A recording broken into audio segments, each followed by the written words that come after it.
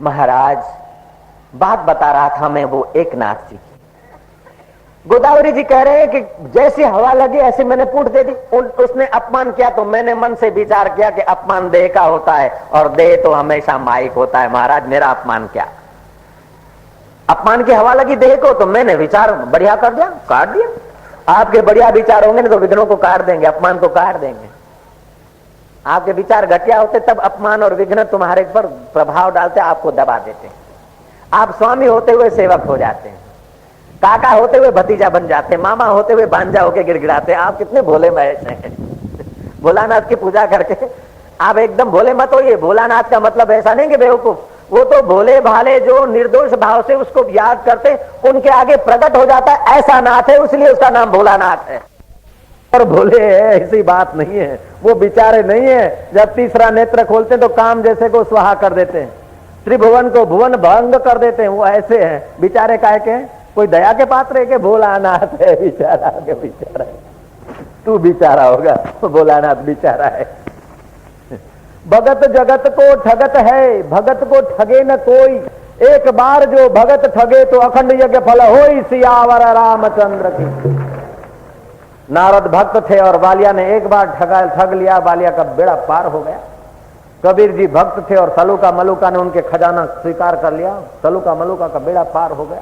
शंकराचार्य महान भक्त थे, परमात्मा तत्व से विभक्त नहीं थे, और जिन्होंने उनका खजाना ले लिया वो महाल निहाल हो गए।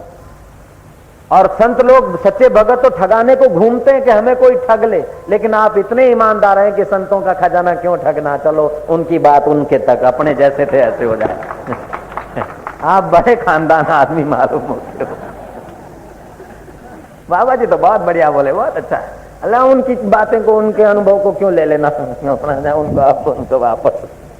नहीं, आप ठग लोगे तो बढ़िया रहेगा। जयराम जी की वापस दोगे तो बढ़िया नहीं रहेगा। ये जो बढ़िया बात है वो सब आपकी, घटिया है तो मेरे को वापस कर देना, लेकिन चेकअप करना अच्छी तरह से।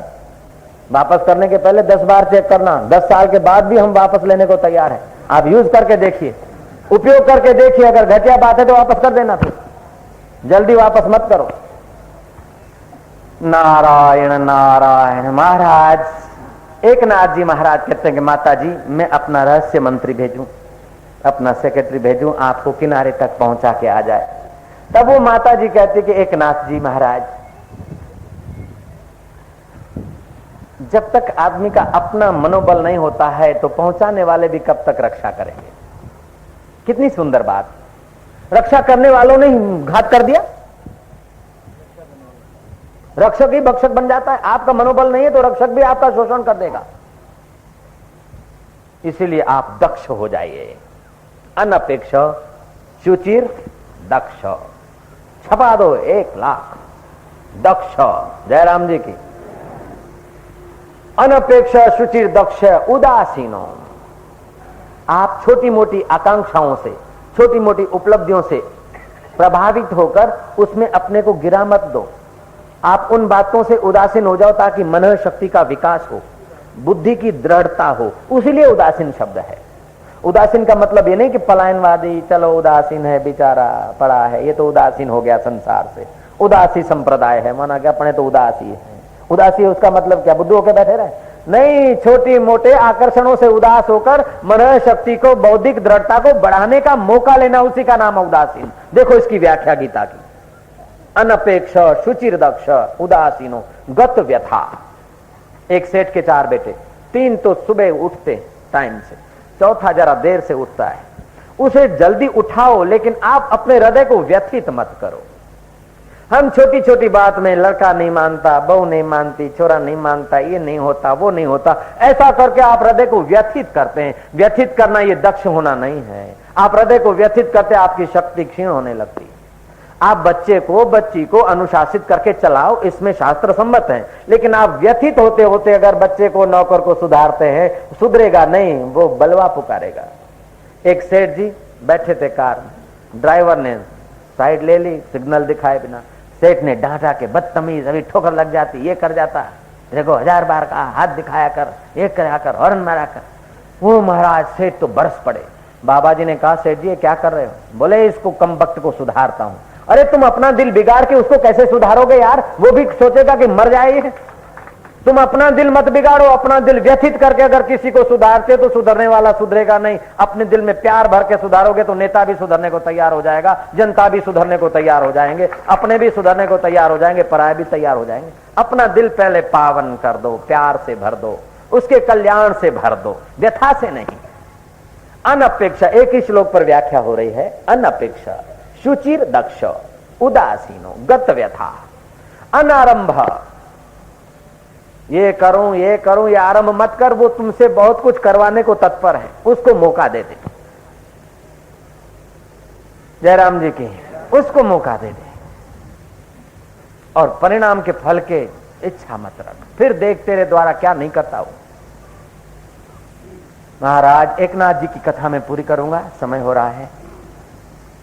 एकनाथ जी महाराज ने कहा कि माता जी फिर ऐसा करो कि मैं आपके किनारे आकर आपको रोज कथा सुना के चला जाया करूं।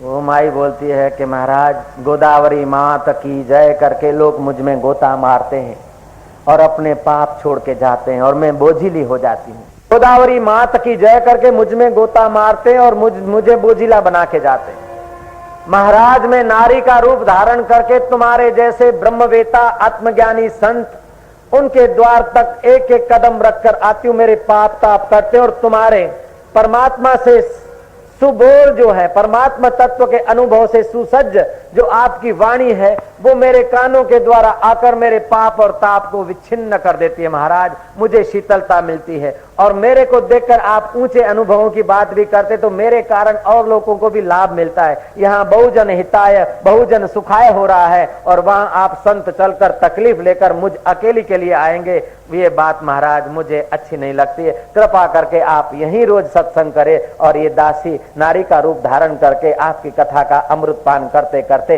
अपने को निर्द्वंद तत्व में जगाएगी। महाराज ये मेरी प्रार्थना है आपको।